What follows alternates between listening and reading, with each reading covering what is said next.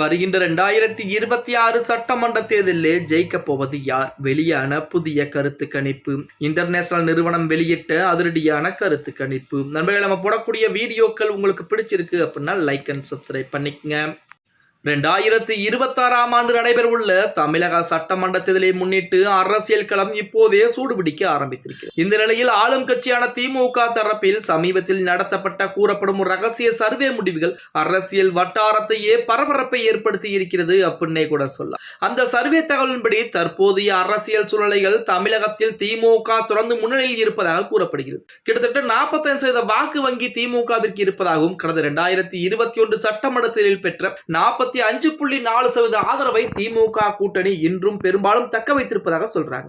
இதனால் வரவிருக்கும் தேர்தலில் 200க்கும் மேற்பட்ட தொகுதிகளை இலக்காக வைத்துள்ள திமுக முன்னேறி வருகிறதாக சொல்லிட்டு இருக்காங்க. இதற்கிடையில் 2ஆம் இடத்திற்கு போட்டியிடும் அதிமுக மற்றும் விஜய் தலைமையிலான தமிழக வெற்றி கழகம் இடையே கடுமையான போட்டி இருக்கக்கூடிய சூழல் என்பது உருவாகி இருக்கிறதா.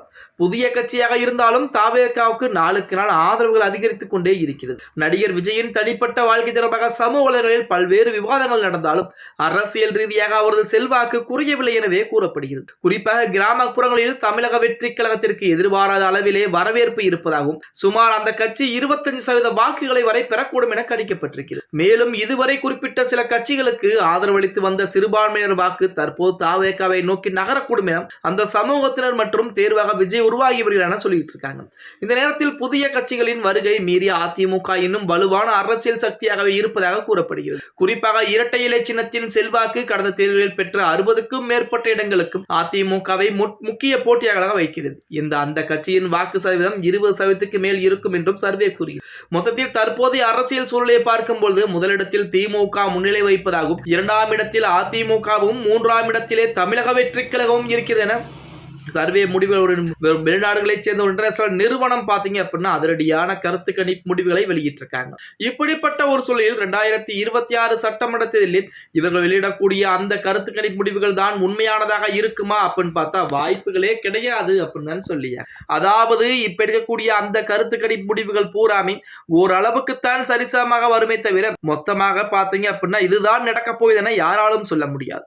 தமிழக மக்களுடைய மனநிலைமை என்பது எப்படி இருக்கிறதோ அப்படித்தான் அந்த 2026 சட்டமன்றத்தில் என்பது இறுதி முடிவு என்பது இருக்க போகிறது. இப்ப ஆளும் கட்சி கண்டிப்பா வர வேண்டும் நினைத்தால் தமிழக மக்கள் நினைத்தால் ஆளும் கட்சி கண்டிப்பாக வெற்றி பெறும். இல்லை எதிர்கட்சியா அல்லது தமிழக வெற்றி கழகமா என மக்கள் மத்திய மக்களுடைய மனநிலைமை என்பது எப்படி இருக்கிறதோ அதை பொறுத்துதான் அனைத்து விதமான மாற்றங்கள் வரும். ஏன்னா திமுக இன்னொருக்கும் தேர்தல் வேட்பாளர் பட்டியலையும் வெளியிட கிடையாது. அதே போல தேர்தல் வாக்குறுதிகளையும் இன்னும் முழுதாக வெளியிடல. அப்படிங்கிறப்ப பொறுத்து வந்து பார்க்கலாம். ஓகே கைஸ், வீடியோ பிடிச்சிருந்தா மறக்காம லைக் அண்ட் சப்ஸ்கிரைப் பண்ணிருங்க.